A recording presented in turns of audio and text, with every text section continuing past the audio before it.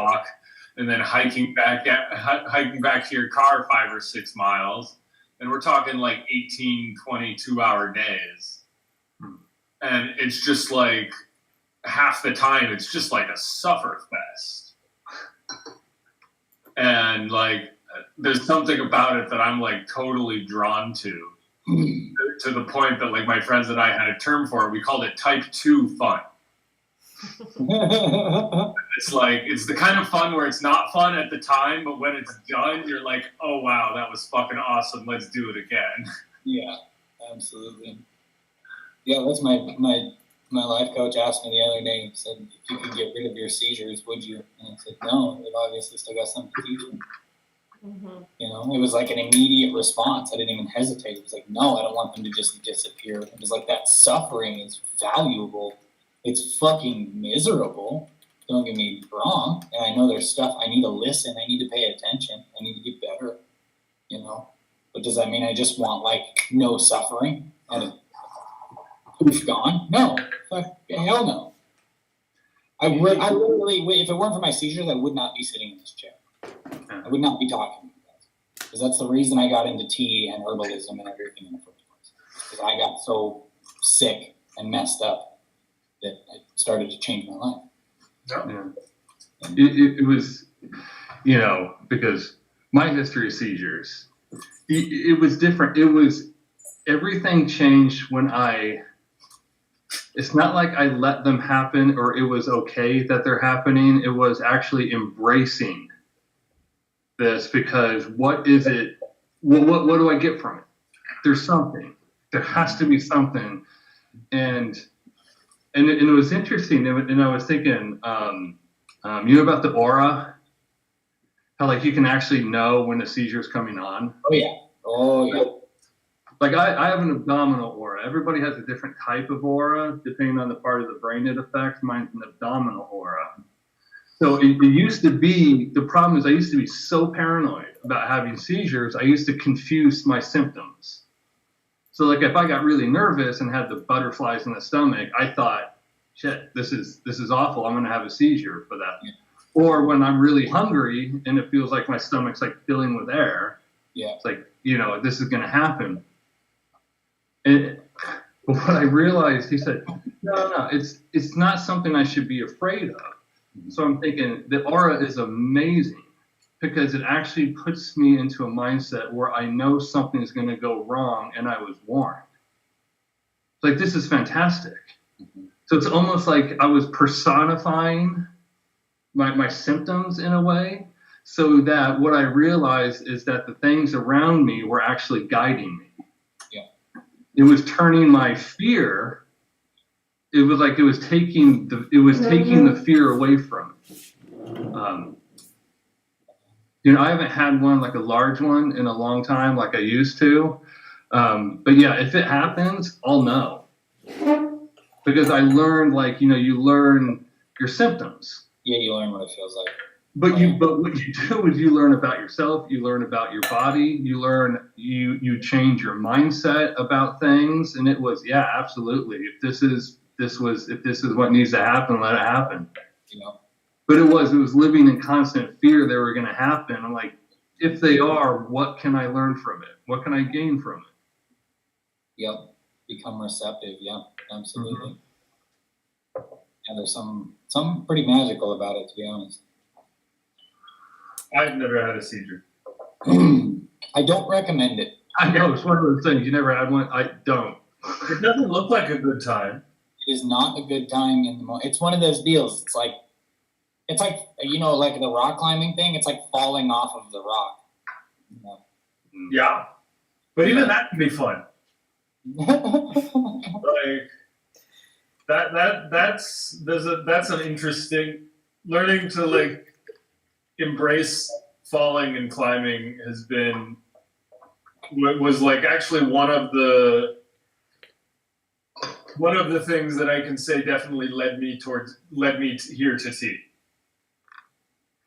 In that, like, the book that I was reading to help learn to embrace, to help with the mental side of rock climbing, it is called The Rock Warrior's Way.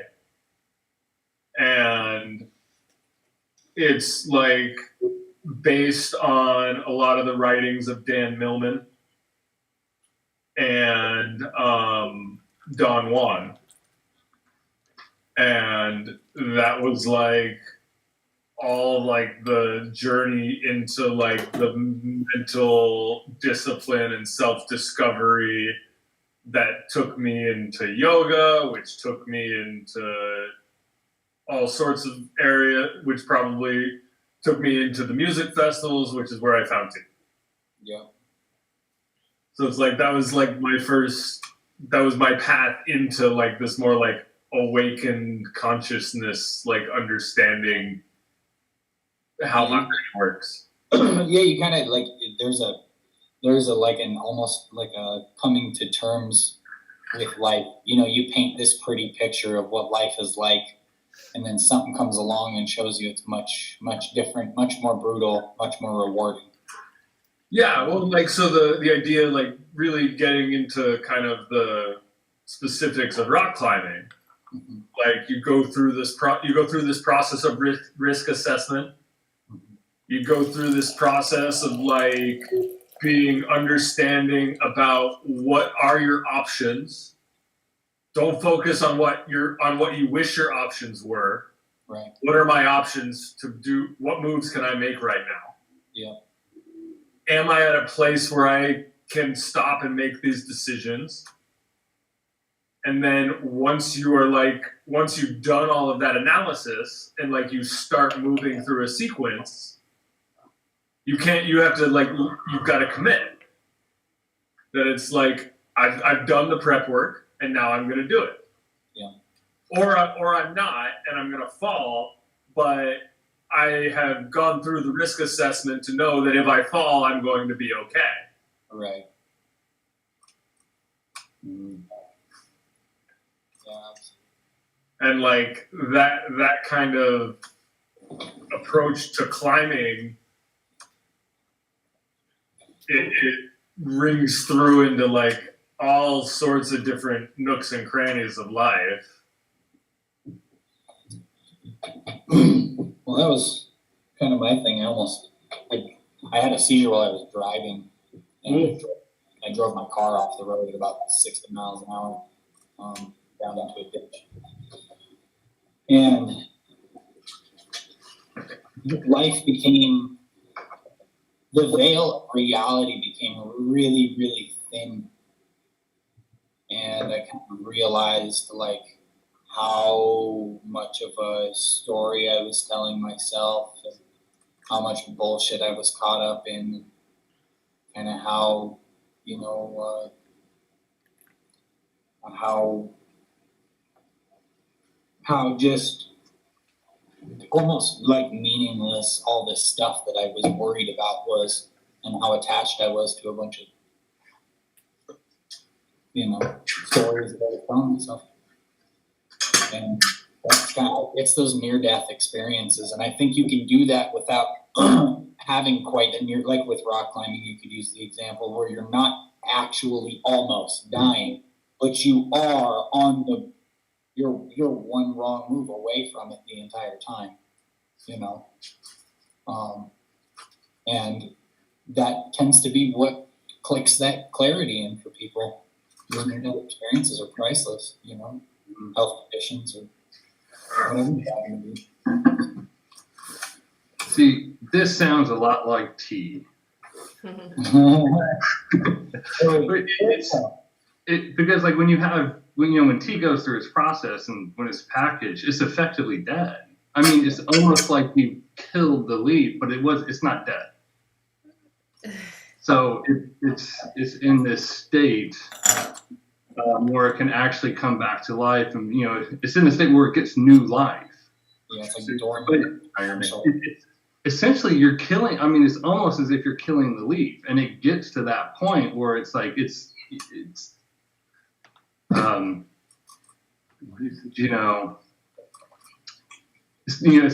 transformative. If it can't go through what it does, then it can't become what it is. Right. Absolutely. But he said like Like you said, it's so close. It's getting so close to death, but you're not there, and you're one step away from having a whole new life. Yep. Yeah, losing your fear of death is definitely something that's maybe the most valuable thing there.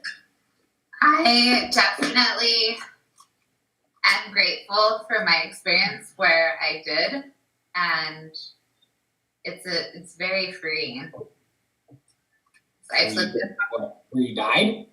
Well, I could have. I flipped the car 4 times down a hill, and was wow. time. So See, and that's what I'm talking about is those near-death experiences, man. for me, though, it was amazing because, like, I have a pretty strong faith background, and like, you always hope that you're not afraid of death, and you always hope, like, you think, oh yeah, I'm not afraid of death, and then like, but nobody actually knows that. And so it was really kind of freeing that when it happened and I was like, felt like I was in the inside of a washer machine. Yeah. Like, okay, I'm gonna die. Okay. Yeah. And then I stopped and was like, oh, I'm alive. Cool. Thank you. And it was like super calm like that. And it was an amazing sense of peace that I didn't realize was possible. And like, in a situation where you think you would be terrified, it's like, oh, okay, super calm, super relaxed, like, this is what it is. And it's amazing to have gone through that. I don't wish it on people, but I am glad that I've been through it and that I know that.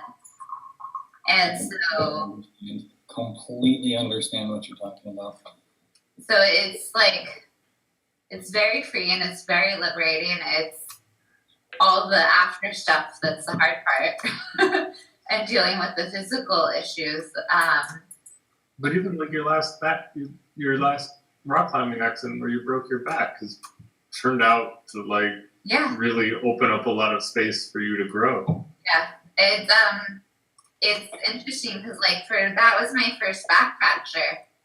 And working through the emotional component of that to like really be able to empathize with my patients. Like I had understood pain very well because I had migraines from the age of 9 to 23, but I didn't really understand fractures and back pain and that kind of thing until I needed electrical stimulation to be able to be upright.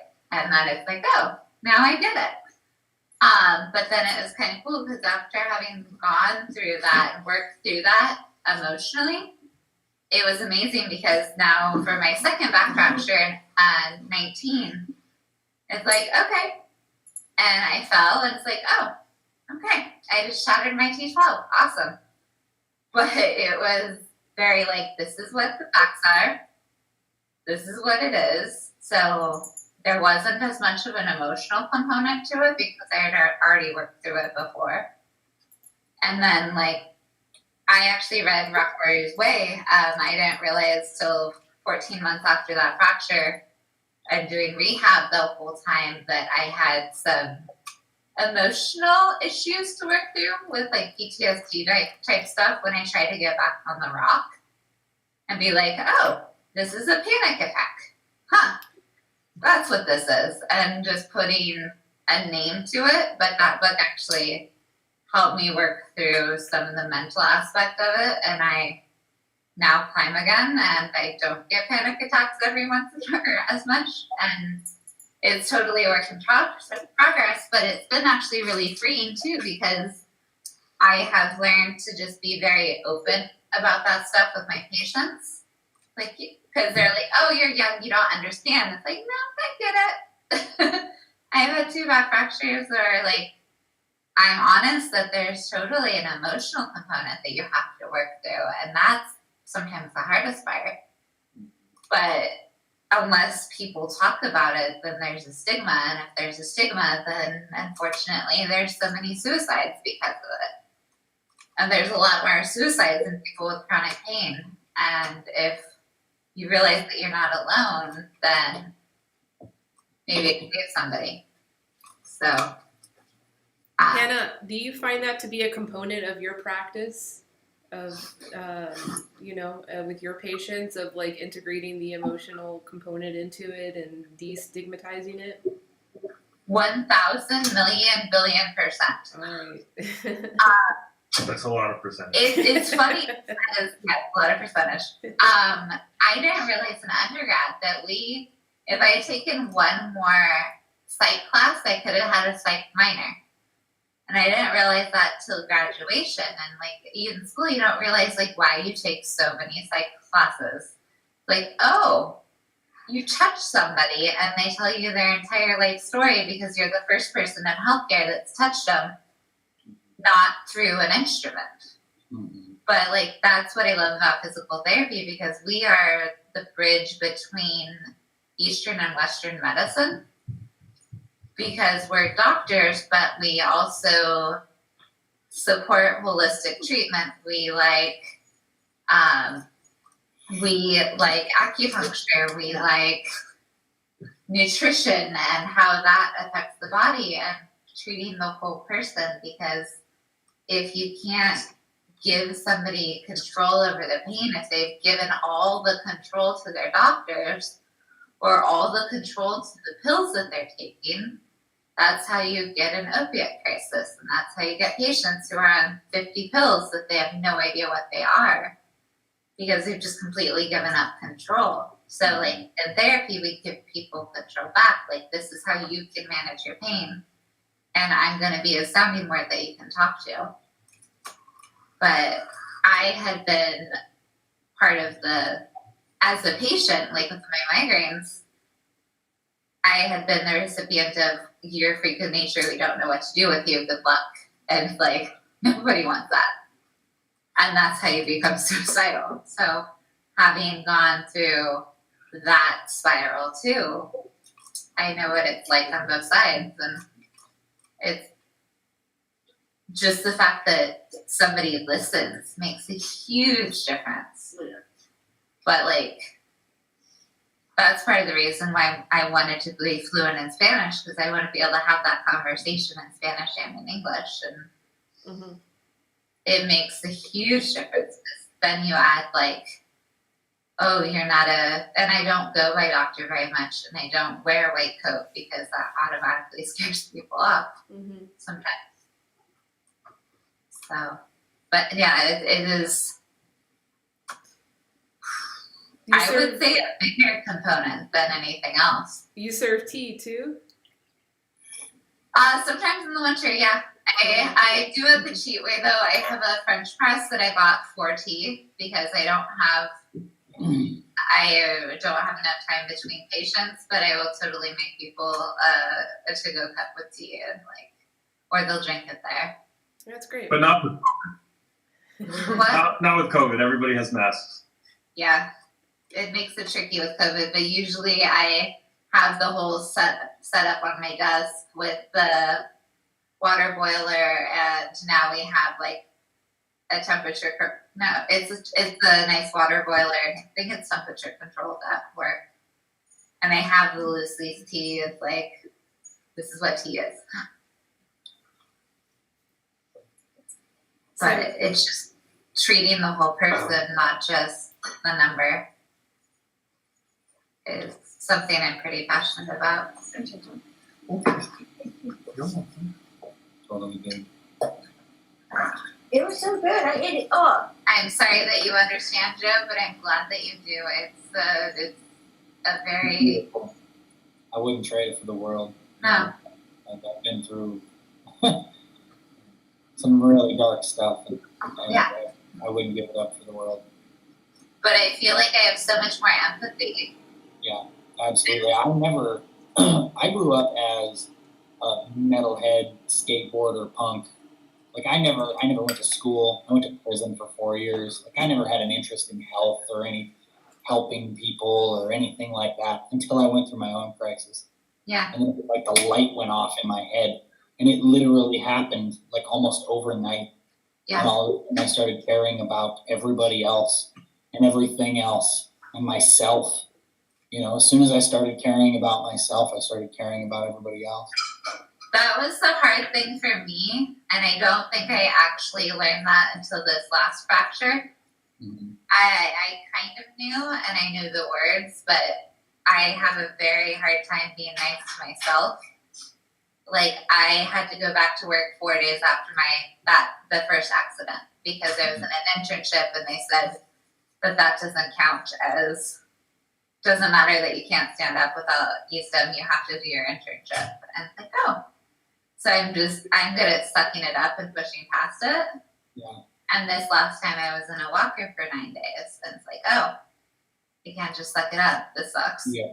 But then giving myself permission to take time and to heal is something that I think I'm continuously learning. But it's like, oh wait, you do have to be nice to yourself too. You can't just be nice to other people. Yeah, that's what I went back, or what I was talking about earlier when I said there's only one relationship, you know. You gotta be nice to yourself, you're not gonna be nice to anybody else. Pretty much. But like you said, I wouldn't trade it, and I don't really wish it on anybody, but I do wish how freeing it is on everybody, and not giving up control and kind of whatever. Yeah, I don't want anybody to go through my experience. I would encourage you to find your own experience. Yeah. Live your own trauma. Yeah, basically. Yeah. I like that. It makes me concerned about what I'm suppressing, because I somehow, knock on wood, as the poster child for white male privilege, I haven't experienced the trauma, so maybe I'm suppressing it. But Hopefully you're living vicariously through mine. yeah, I have been fairly fortunate that I haven't had many of those experiences. Some people don't need as dramatic a story as other people, though. You know, that's what I find. Yeah, I haven't had any hugely traumatic experiences like that myself either, Sam. Some people are on a different part of their journey, you know. I mean, Yeah. I'm at a point in my journey where I need that very dramatic experience. Caleb Now we got Caleb in here. there. Hi, I'm sort of interesting for it. you guys. I'm really excited because I just finished a crochet onesie. Welcome to the onesie party. Woo! They're actually it's a romper like overalls, but So cool. This place is way too wild for me. It's way too wild for me. Joe, do you have a onesie? are you wearing a onesie too, Sam? Oh, definitely. No, both of you are. This is amazing. And my friend, our friend Sasha here is visiting, and she was wearing a onesie this morning. And it was like, you know what? Yeah, we could do a onesie day. I walked in after work, and it's like, oh, it's onesie day. Okay, let me change. Right. I can do that. Yeah, like sometimes you just gotta have a onesie day, right? Mm-hmm.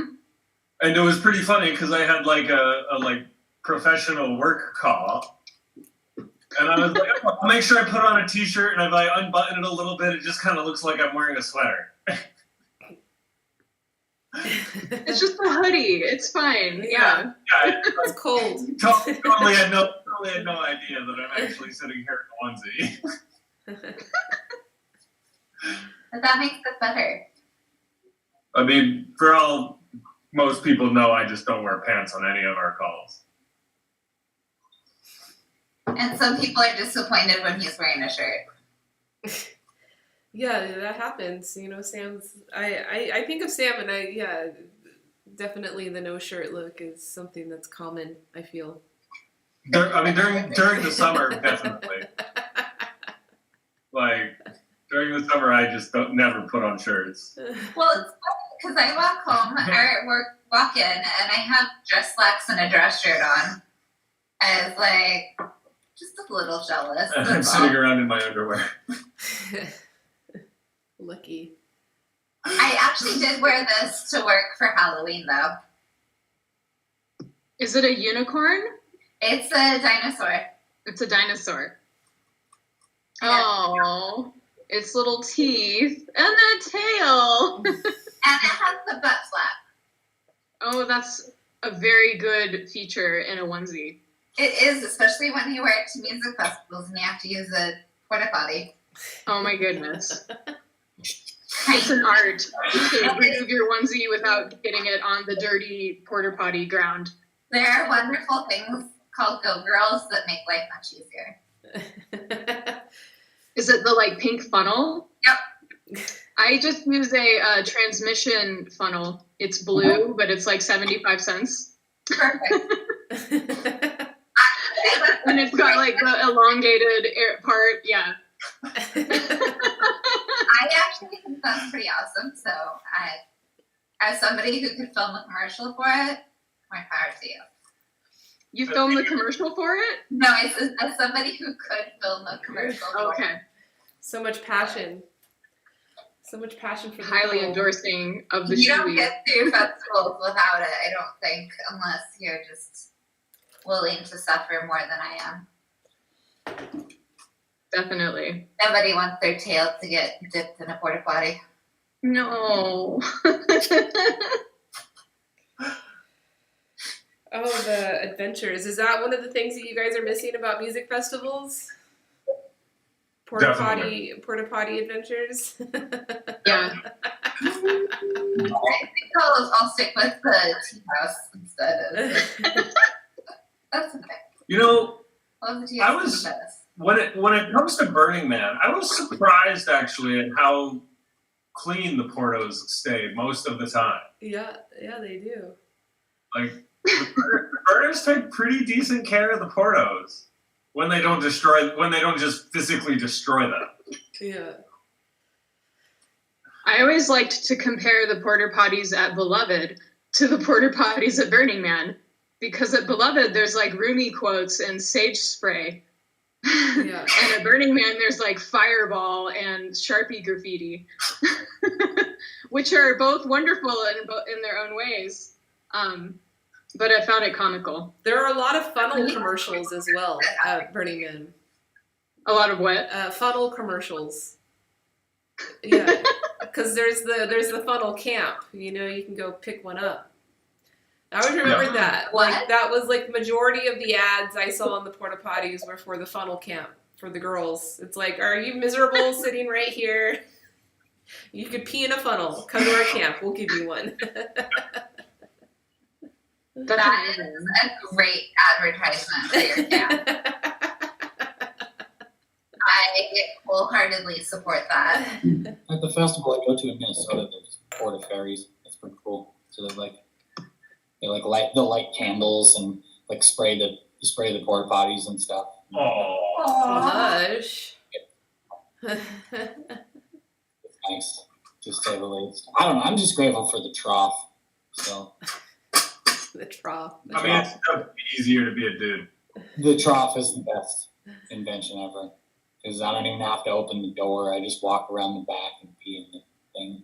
And it's great. When we were visiting properties this last weekend, there was definitely a number of times that we were walking around. It was like, oh my gosh, there's so many places I could go pee. How many of them did you pee in, though? I probably peed on half the properties. Oh my goodness, Sam. I would 100% rather pee outside. and we're talking about like on 40-acre property. Yeah, I would 100% rather pee outside than inside. In his defense, we saw 8 houses in 2 days, so there wasn't a lot of stopping in between. However, one of us didn't pee on any of the properties or in any of the properties, so it is possible to hold it. Just saying. Not saying any names or anything. I'm not.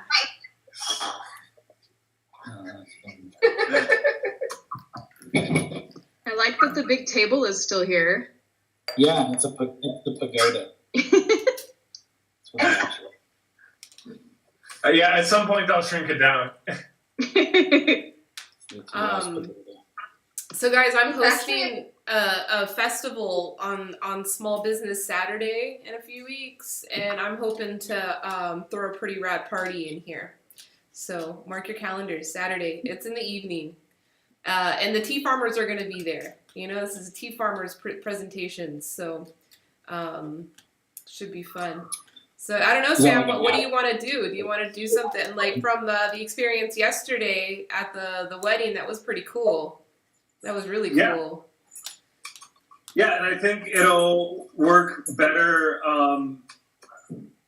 They had some technical problems, but they also Topia did a lot of new features with that as the deadline for the sprints. Yeah.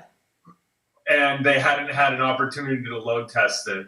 So they got a lot of good data to improve the platform after yesterday. Cool. But I'm working with my brother-in-law, John, to get a whole bunch of artwork. And he says he should have it for us this weekend. And then at some point I'll be able to redo a lot of the layout. And we've got some very cool stuff that'll make it look much more tea. Nice. Yeah, I mean, I don't even know if too much more artwork is needed. It's incredible already. You know, I think if people come here, they're going to be impressed even with what's here. But I think there could be a lot of opportunity of engaging everybody. You know, how to create the little pods of people to intuitively go together and interact with each other, and I don't know. Yeah, so we just kind of need to figure out how we want to do that. Mm-hmm. Most of what I'm talking about with the art is the big circles are all going to end up getting a little smaller. Okay. And are going to be much more they're going to look more like a tea house. And we'll have a whole bunch of tea tables with tea sets on them, that kind of stuff. But as far as organizing flow of people and stuff, we can do it however you want. I'm down. Maybe just signs, you know, that's kind of cool. Directing people, where different, Yeah. I don't know. But yeah, yesterday the wedding was pretty cool. I saw a lot of new features. It's looking nice. Yeah. Who got married? My friend Brian. Congratulations, Brian and partner. Chantel. Chantel. Oh, Kayla, you should. Is their world? Is their That's world amazing. still open, Sam? I'm sorry. Is their world still open that Kayla could go visit? Yeah, it's a Topia. It's always open. Cool, yeah, Kayla, you should go check it out. They made a cool space for their virtual wedding that kind of tells the story of their relationship. That's so amazing. Yeah. What's it called? It's Topia. Does it have a /present. All right. I'm gonna go look at that and then I'll come back. Cool. Kayla. Poof, she's gone. Poof. Oh, that's cool. Yeah. So, yeah, she'll get lost in there for hours probably. Yeah, there was a lot. I mean, I could tell they've been working really hard at that. It's a big accomplishment. Yeah, he had been building there for a couple months. Mm-hmm. And a lot of the stuff that he was putting together, so the photo booth, the guest book, we can use all of that stuff. Oh, cool. Awesome. So much, a lot of that kind of stuff are just little apps that he built specifically to be able to put into Topia, and we can use all of it. Oh, nice. So yeah, we should coordinate on that because I've started doing a big push on the marketing, and I want to get a lot of people together, and if even just a small percentage of those people come into the Topia world to interact, that could finally solve, how we were trying to do the tea talks during the other virtual tea fests through Zoom, how complicated that was. Yeah, I mean, at this point, I think I can actually live stream video into here. Mhm. I can pull your Twitch stream into here and have it and broadcast it pretty easily. That people could be hanging out in here, drinking tea, watching the festival. Yeah, it'd be so cool. It'll be so cool. Yeah. So I'm stoked on it. It looks like you guys have a really good lineup. Yeah, I haven't announced anything. Unfortunately, I've been kind of dragging my feet, but we do have a good lineup. So Kuni is doing matcha, and then Bob Jacobson is going to be doing the Hawaii Spring White. And I'm actually going to be including a sample in the boxes going out. So that'll be special. And then I just... Oh. What was that, I was Jim? just gonna say that's the Hawaii fund. Yeah. Yeah, that's the Hawaii expensive white tea. And then the Sri Lankan garden, they just confirmed, and I'm trying to convince the Italian couple. They just had a baby. I didn't even know they were pregnant. I guess that's pandemic. It's like that's a good time to ninja in a family, you know.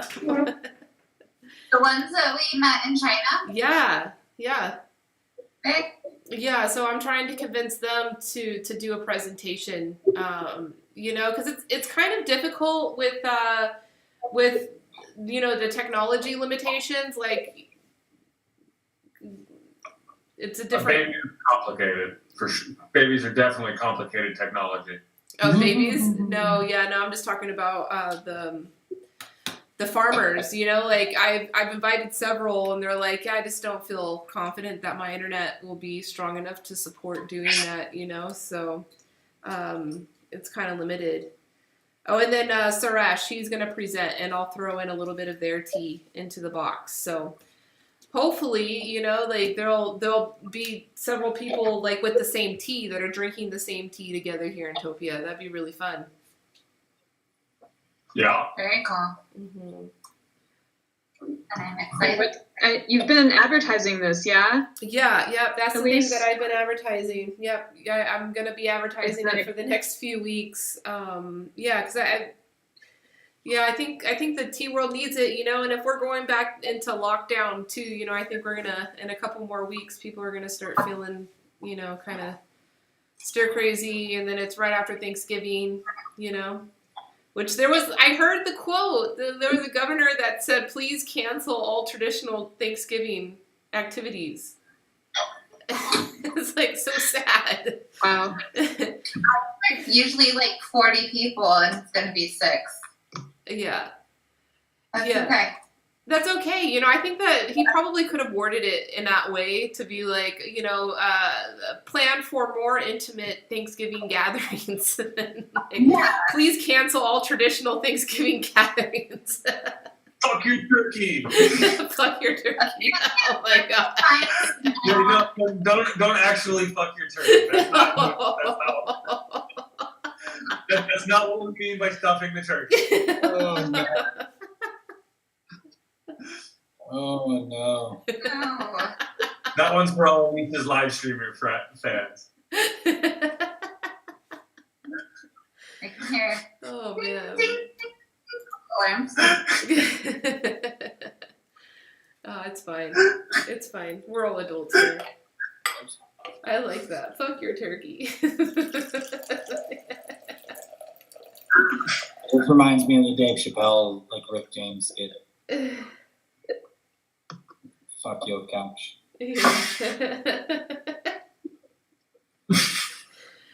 Fuck your turkey. I'm just imagining, Charlie Murphy like kicking the turkey. Fuck your turkey. Yeah. Wow. Good time. You guys are too wild. Yeah. If you guys ever need things untangled, like cords or yarn or kite string, Just mail them to you. Or I'm your person. Are you complicated these days? Side note. just mail Kayla a big old ball of like cords and shit. like, just in time for Christmas. A week later, they're all like rubber banded together all night. and like labeled and yeah. No, That's what I will be doing with my lockdown number 2 is I'm going to start an untangling business. Untangling business. I'm gonna work my way into like relationships, entangled people who are entangled. How do you untangle that? Yeah. Nope. So wait, you crocheted yourself a set of overalls? Yeah. Here, I can back it up a little bit. Yeah, we need like a catwalk run here. Maybe you can. Let's see how the lighting is in my whole like RV hallway here. that's Oh, awesome. wow. So good. Dang, that's Amazing. talent. I'm really excited about the straps. Yeah. And I didn't use a pattern. I just like made it up as I went along. That works. That's incredible. And It is seriously good work. I have clown noses.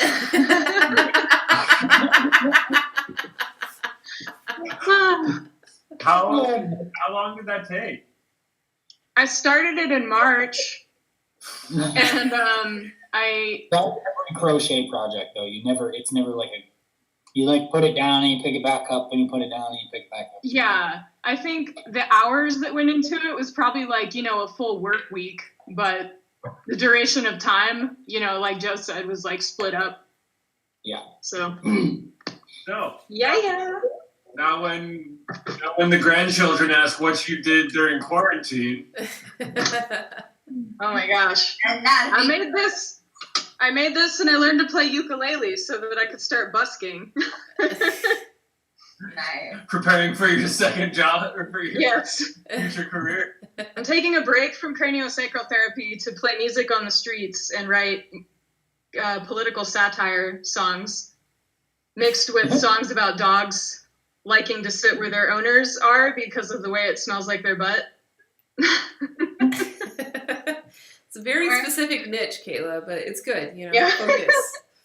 I started working that one with Norma when we were on the phone and her dog was like stealing her spot. I was like, because it smells like your butt. That makes a But lot of sense. this is how it starts. Wow. Are you making another one? No, now I'm just using up the extra yarn. Because you get these scraps that you can't really do anything with, and I thought I would maybe make a blanket out of all those scraps. Like eventually it will just be some haphazard, mismatched, freeform blanket. That's cool. Mm-hmm. It's kind of like the apple fritter at the donut shop. Yeah. Yes. I've been Yeah. watching donut live streaming, so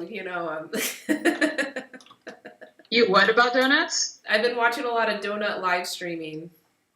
So what's the process of a donut live stream?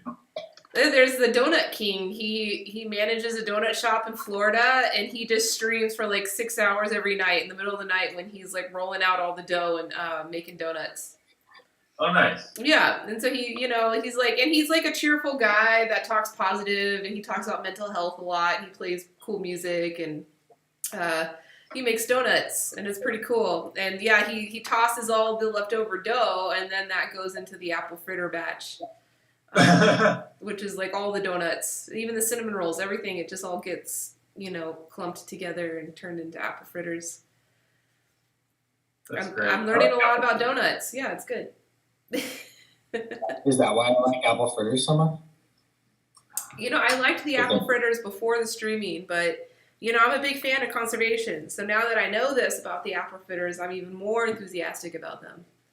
Like I am a fan of them. I pretty much always go for the apple fritters.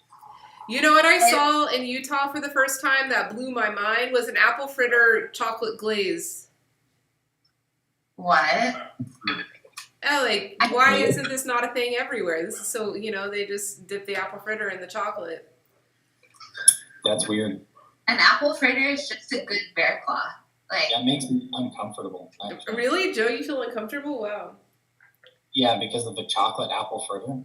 That's weird. Yeah, chocolate and apple doesn't seem like a mixture to me. Well, maple. I mean, I love it. Maple. But don't they have the chocolate covered apples? Oh yeah, I guess so. Or you like But I caramel like caramel apples? apples more. I mean, still, though, like. Don't get me wrong. If you handed me a chocolate covered apple fritter, I would eat the fuck out of it. I completely agree, Sam. Hey, Joe, I'm gonna Zero top it off. hesitation. This may make you even more uncomfortable. That the donuts were actually made from potatoes. Oh, whoa. Was it a Spud Nuts? It was a Spud Nuts. You know Spud Nuts? Yeah, they have them here. Okay, They- yeah. So Spud Nuts has chocolate covered apple fritters. There's one in Covered potato a fritter. patient had celiacs and brought them in. When it comes to donuts, though, I'm for some reason I'm still like really partial to just like the classic glazed donut. Especially Krispy Kreme style, like high. Yeah, Ooh. I prefer them to be like flakier and like fluffier. Yeah. Like the Krispy Kreme glaze is great, but their donuts are a little too cakey for me. Oh, okay. I like the like big, like thick, like fluffy thing that like doesn't weigh anything. Yeah, the big cloud. That's how the local donut shop here is they got like, they call them honey dips. So they're like dipped in like a honey glaze and they're absolutely phenomenal. They're just like little clouds. They're amazing. Yeah, I Give me think a roller any day and I'm a happy camper. And it's funny because like pre-COVID, patients would learn that. And so we'd get a box of a dozen donuts and they'd have like 4 French rollers in it. And it was just this wonderful, amazing thing. What's up, Hashir? And where is he? Hi, DC. Hashir. What's up, dude? The engineer is here. Yeah. Welcome to the tea house.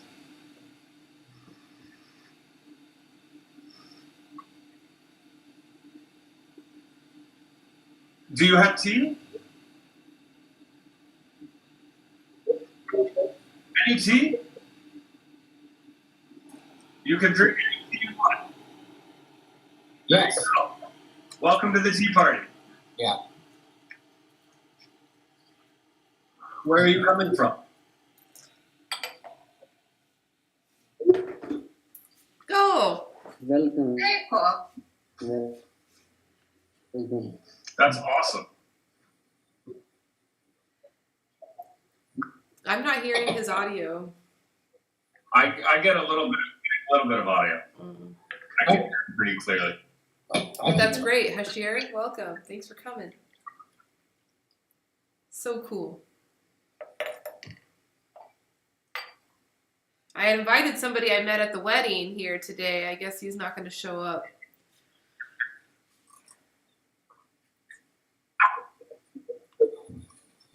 Awesome. Mhm. Can you bring your person a little bit closer, Hashir? Oh,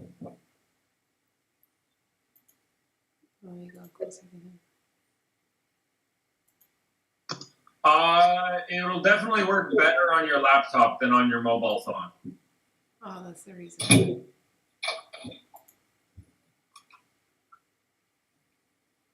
I I can hear you.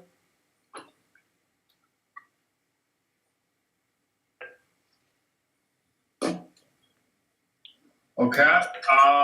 Interesting. Do you not see Sam or Elise or Jeremy? Interesting. Having some connection issues. Hey, Kayla. Uh-huh. Wait. My mom makes all sorts of random crocheted goodies. Wow, she did the thumb holes real good. Yeah, these are my favorite ones out of everything she's made me. Whoa. They're awesome. So, Those are awesome. Yeah, I want to do one and make some like this because they're awesome. you what? I said if you live somewhere cold, make some like this because they're awesome. Our cold is like 50. Well, I'm in Arizona. In Eugene, it gets colder and wetter, but not like where you are. Right. Yeah, these are my favorite. And I got a hat to match them too. Aw, yay. Out of the same yarn. Go, Mom. Yeah, she's always making weird, crazy stuff. She is the craftiest.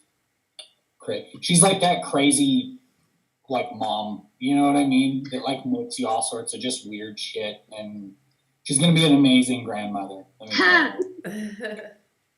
I But would be too if I ever have kids. yeah, she's. I'm not planning on it, but you never know. But that's like become an aunt, so you can give your niece or nephew them. And I would definitely like to be an auntie and just be like, I made you this crochet romper, even though you're 40. Yeah. I'm with being 40 and having a crochet romper. No. But I was looking up the patterns and all of them were for like children, and I'm like, no. I want an adult size one. But so I just made it up. Howard. It looks great. Thank you. I'm really excited about it. I literally just finished it like 30 minutes ago, or before I jumped on here. So. Does anybody know who that dude is? No? Mm-mm. That's crazy. But he likes tea. Yeah, I was like, he likes tea. I know that. I was wondering if there was like any sort of preface to the whole deal. Oh, just some random foreign guy. It's like, I found this link and here I am. Yeah. Yeah. Which is like amazing. That's what we want to have happen all the time. Yeah. It starts as a trickle. It could be from Twitch or, I get a lot of random views through Twitter. Somehow these videos get distributed through Twitter and people watch. Yeah, so maybe he saw it through there and decided, hey, I want to go. Yeah. So I'm right by a busy street and I keep muting myself, but I was thinking it might be more interesting to do like, crochet live stream. Have my video on this rather than, but you totally could do that. I haven't heard anything. So. Yeah, you've been good. It's been quiet. Okay, good. That's like, I'm in an RV right by the street. No. Where are you parked these days? I'm in my grandma's backyard. And my mom and my grandma live inside, and my grandma is 96, and I'm here just to like spend time with her. Nice. We went through her jewelry the other day, and she told me the stories about all of them, and I picked out a couple of pieces that I really like, and that was really sweet. Oh. Yeah. So. Are you still in Oregon? No, I'm in southern Arizona, south of Tucson. Oh, wow. Mm-hmm. But I'll go back to Oregon in the spring, I think. I would think Arizona would be nicer for the wintertime. I just couldn't do the election and the pandemic and the cold, rainy 5 months of gray this year. Yeah. Sounds about right. Yeah. That we've already had 7 months of gray, like, attitudes. Mm-hmm. And then those fires, oh my God, it was just such a crazy year. So. But yeah, it is quite nice here. I like to go to Bisbee. Do you guys know about Bisbee? No. I've heard of it, but I've never been there. Cool. It's a little hippie town. Nice. Hashir is back. Hi, Hashir. Yeah. Can you see us I all? was wondering. Yes, I see you. Awesome. Yeah, we can Welcome hear back. you now. Yeah. Hashir, where are you from? Okay. I'm from Jeddah, Saudi Arabia. Cool. And how did you find us? So on Facebook. Oh, cool. Yes. So It's cool. working. Thank you for coming. Yeah, you Good are job. welcome. Do you Do you work like in Saudi? what kind of tea are you drinking? I like green tea with green glass. That's appropriate. Let's see. Let's get you. I'm not drinking tea today. I'm just crocheting. Okay, that's fine. We won't But- we won't hold that against you, Kayla. Okay, thank you. Just coaching. I'm doing crochet. Crochet. Crochet with yarn, yeah. It is amazing, really, really.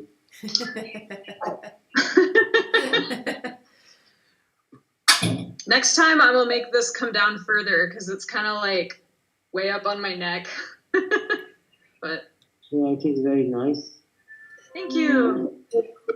I just finished it today. I'm using it first time. It is a string media or something. What is this? Yeah, this is a gathering place for tea lovers. This is the tea house, the virtual tea house. It's a tea house. Tea. Yep. Yeah, you are right. Tea make us. Tea make the mind very active. Yep. It's good. Hashir, what kind of engineer are you? What kind of engineering do you do? I am a chemical engineer and basically working with oil and gas industries. I see. Yeah. Important work. And I have planned to move towards like European countries like USA, Canada, or like something. We'll do some PhD in chemical engineering and we'll find some good jobs there in maybe in Canada or like the US countries.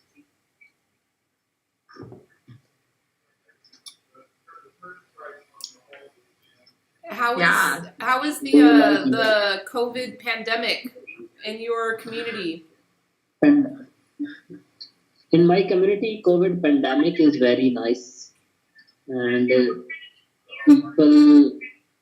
people are here safe and sound. We are using social distancing and wearing all the safety precautions, SOPs following, and government is strict here. We are using strict rules. That's why the situation is under control nowadays. The United States is like that. Army, I don't know what the rules are. It shows up everywhere. Hashir, is there a fight between oh yep, that's I'm using Bitcoin. the WhatsApp. It's Bitcoin. I'm using the WhatsApp. Oh, WhatsApp. Yeah, I WhatsApp saw your for- message go through.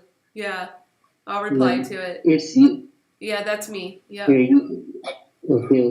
yeah. It's your dog. That's my dog. Yeah, hold on 1 second. I'll go get him. Yeah. Come on. Oh, Go sit down. Go on. Go.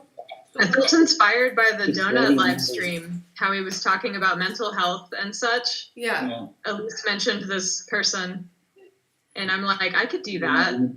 Yeah, Donuts, Kayla, but you with, should totally do yarn. it.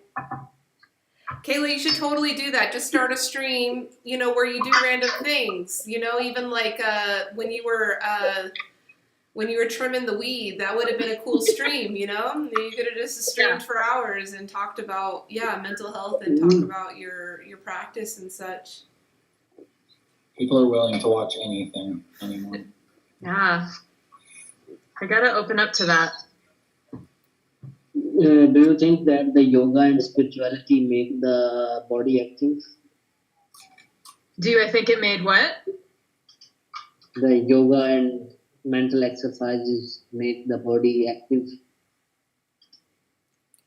I think some yoga can. I had a roommate who did a lot of it, and I thought that it maybe like sped up her mind more. Yeah. And I'm like a yin yoga, like a shavasana kind of practitioner. I love to do corpse pose. And yesterday my mom actually came and knocked on my door and was like, "Oh, are you dead?" And I was like, "I have succeeded in the perfect corpse pose." Because I fooled my mom.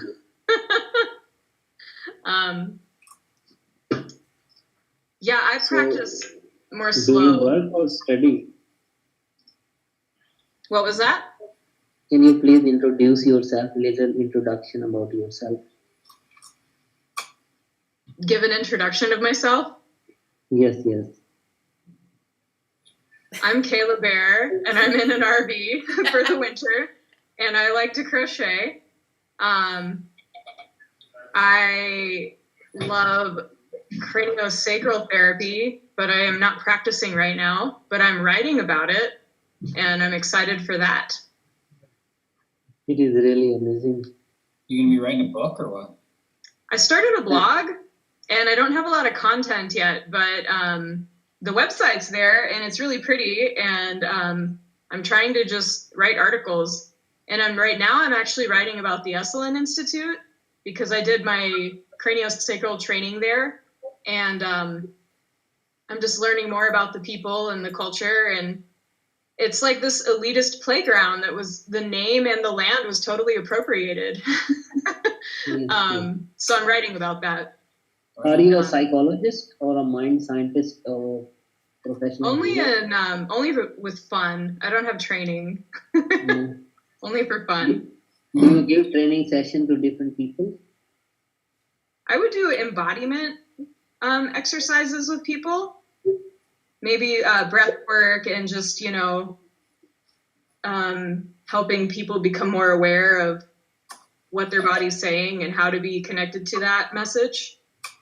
Yes, yes, yes. So Nick Like- Nick Cantu just gave his testimony on IG that he had a session with you, Kayla, and it was incredible, he says. Yay! Thanks, Nick. It's really amazing. Yeah, I move people's skull bones around very gently with light touch. Well, I don't actually do it. They do it. I just hold space for it and facilitate. Great, very good. Sam's over there trying to move his head around. Yeah, just like that. He's doing the more like the more visual approach. Mm. Nick said that it made miracles happen. Yay! I'm happy that I could help support Nick in all of his art and endeavors and being an otherwise wonderful person within our community. It's really amazing. Hashir, what time is it there? Here is night time, 2:57 a.m. in the morning. Oh, Night. wow. Wow. Wait, you said 4:57 in the morning? 2:57. 2:57. So no work tomorrow? No work tomorrow. Tomorrow is holiday. Working from home. Oh, wait, is it a holiday or is it working from home?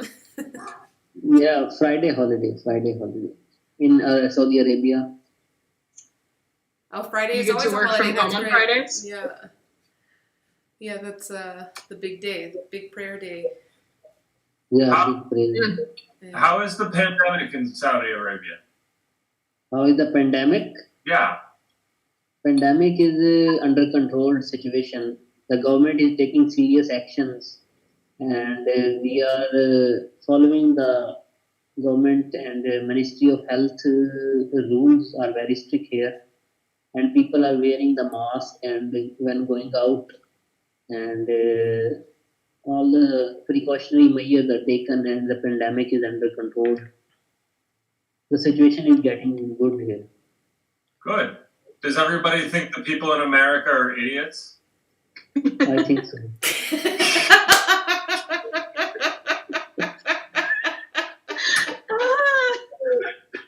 Good question, Sam. I think We're doing the best job. I think after this Best job election, ever. the situation is getting worse. After this election, the stock market is crashing. Yeah. Some people say that there is a huge rigging in the election. Is that true situation? No. No, No. not Some true. say no. Hey, some say Elise, yes. I never heard your update about poll watching. Did you write anything yeah, about that? maybe this is a good time that I can share with you guys. Like I'm planning on writing it, you know, and you know, doing all of that, but I'll just share with you. Yeah, so last week, Friday, I observed the ballot counting. So there are 5 steps in ballot counting here in Nevada. Every state does it different, but supposedly from what I heard, Nevada is doing the most intense, you know, rigorous job of checking all the ballots. And so of the 5 steps, I was watching the 4th step, which was the most intensive step, where they have already checked the signatures. So like, you know, the signature just goes on the envelope on the outside of the ballot. If the signature did not match the signature they had on file for you, they would reject the ballot, and they had the curing process where you could fix your signature on the ballot. Like they reached out to everybody and said, hey, your ballot was not, you know, it was not accepted. If you want to do this. As long as you voted for Biden. What's that? As long as you voted for Biden. No, everybody. Oh, you're talking about the canvassing. Yeah, so the Democratic Party did create their own lists. But no. The election, what do you call that? The election committee or whatever, they notified everybody. Every single voter that had a rejected ballot got notified. Okay, good. Now, the Democratic Party, they canvassed in addition to that notification to remind people, hey, actually do it. Did you do it yet? Actually fix your ballot, you know? So on the process that I saw, they were opening every single ballot there, and then they had these tables, and every table had 2 people, a Democrat and a Republican, registered voters that were working. They were the workers. And they checked every single ballot to make sure that every vote was filled in correctly and that there's no mistakes on the ballot that would make the machine reject it. Like, you know, if you put like a crayon mark on the ballot, it would reject it. So they would find the rejects, and actually quite a few rejects were found. I would guess maybe like 5% of the ballots had some type of reject to it. Either there was like a pin mark wrong, or they didn't fill the oval in right. And so all the rejects, they would duplicate. And so there was another set of tables with a Republican and Democrat at the table that would take an empty ballot and they would remake the ballot. And then they would discard the old ballot. And so then that ballot would actually be read. So in addition to filtering out, you know, all the deceased people, all the people that didn't live in Nevada, and, you know, all the signatures that didn't match, they also fixed people's ballots that otherwise would have been not counted.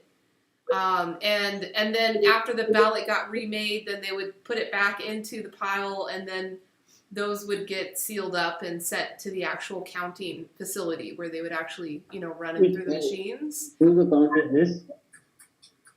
Kyla, it is your account? Oh, wow.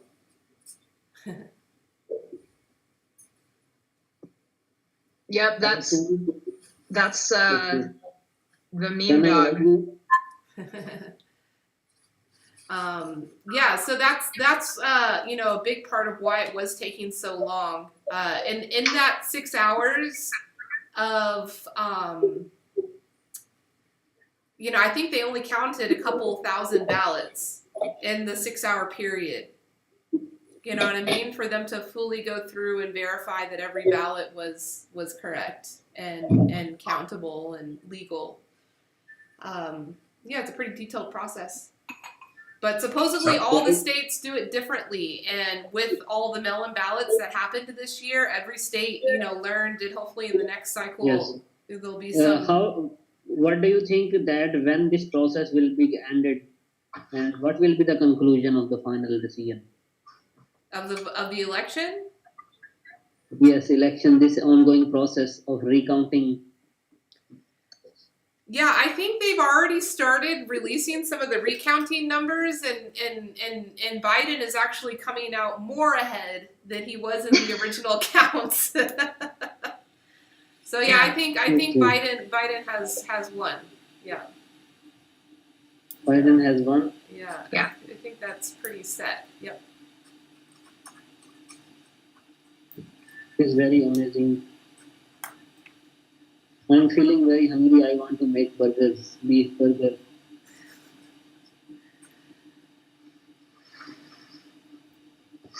Burger is tea is good option is not.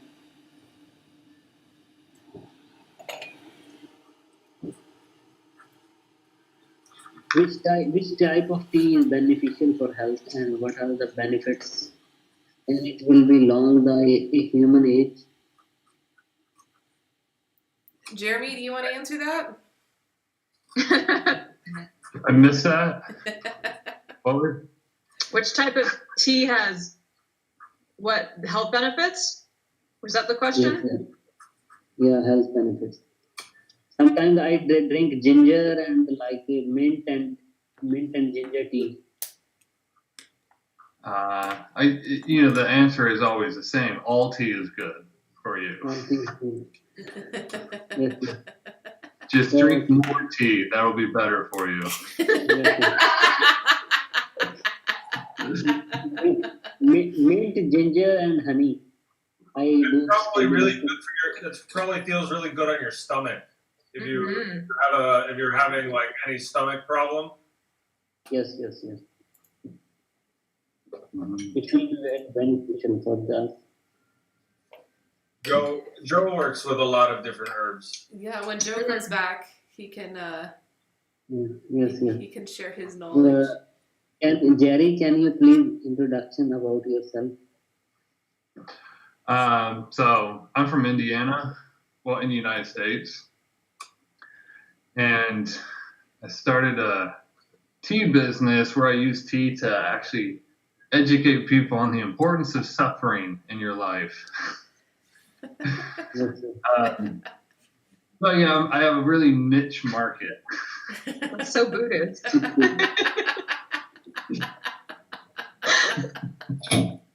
It's very amazing. Which type of business is that? Are you selling the tea?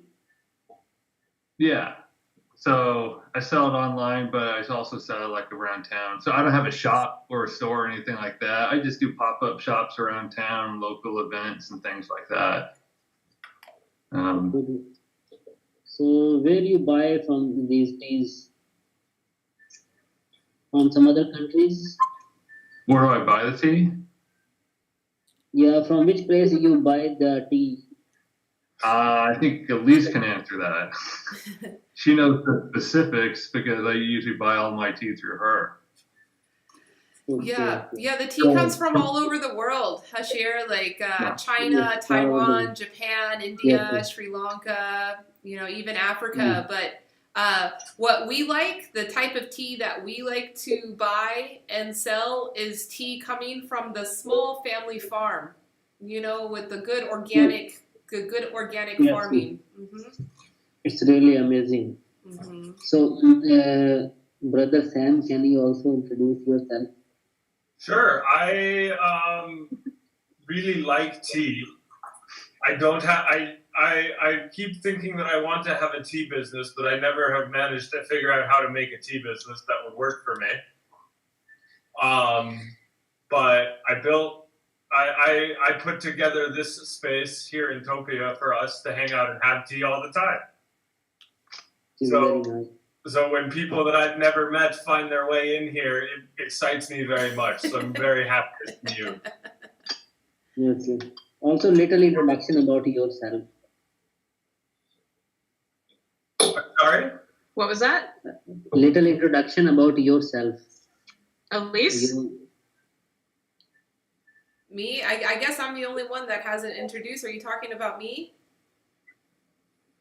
Yes, about you. Okay, yeah, my name is Elise, and I have a tea room in Las Vegas, Nevada, in the United States, and I have a software company that provides a marketplace for independent tea growers to distribute their tea around the world to tea business buyers such as Jeremy and potentially Sam when Sam gets his tea business going. I don't know. I've been waiting on samples for like 3 months. Hey, those samples are in the mail to you. I had sent you something else about it you didn't reply to, so I just went ahead and just sent them to you. Wait, really? When? Yeah. I guess maybe it's to an email address you don't check. Maybe that's what happened. Shit. Yeah, but it's okay. It's in the mail. It's heading to you now. You should get it probably by tomorrow. All right, awesome. Thank you. I'm gonna find that email. Can you please guide me if I also want to do this type of business? Can I also do this? Oh, hell yeah, Hashir. Oh yeah. You should totally do it. Hashir, you connected with me on WhatsApp. I'll message you because I specialize in working with like startups, tea lovers that want to get into the business and learn how to do the marketing and how to build community. So that's what this is. This is your WhatsApp? Yeah, I saw your message. You hit me. Yep, that was it. Yes. Yeah. I'll reply to it once I get off of here. Which actually, guys, I should go. I have a tea delivery at the post office I have to go pick up before they close. But it was nice chatting with you guys today. Good catching up. Yes, sure. And Hashir, it's good to meet you. I'll message you. Thank you for joining us today. It was a lot of fun. No, welcome. No problem. All right.